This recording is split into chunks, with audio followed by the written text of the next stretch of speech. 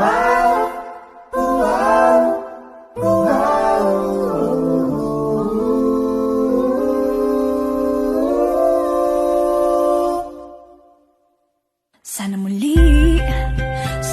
muling ika'y makasama ngayon. Walang balita sa iyo buhat noon. Magkaklase pa tayo noon. At nangyari reunion ng dating barkada naging buhay. Nang ika'y dumating grupo ay nag-ingay.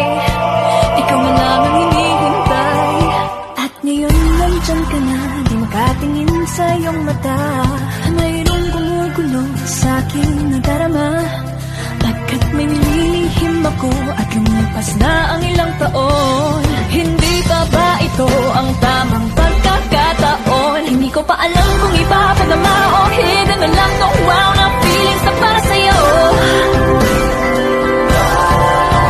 Baka naman na mapahiya lang ako sa iyo'y mabigo, bigati, mabuo. Paano ba to? Bakit muli? Bakit muling di na mapakali? Katabi kita at lalo ka pang lumalapit. Tensyon ay tumitindi at nangyari tuksuhan ng ating barkadang pasaway. Walang pakialam at sila ay nag-ingay. Pwede daw magdikit kamay. At nung narinig kita, tanong mo ay okay ka ba? Hindi pa din masabi aking nadarama. Kasi nga ang lihim na ito'y tinatago ko hanggang ngayon.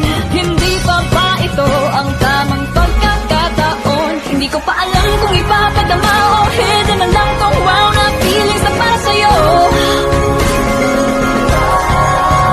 Baka naman na mapahiya lang ako sa iyo'y mabigo, bighati, mabuo.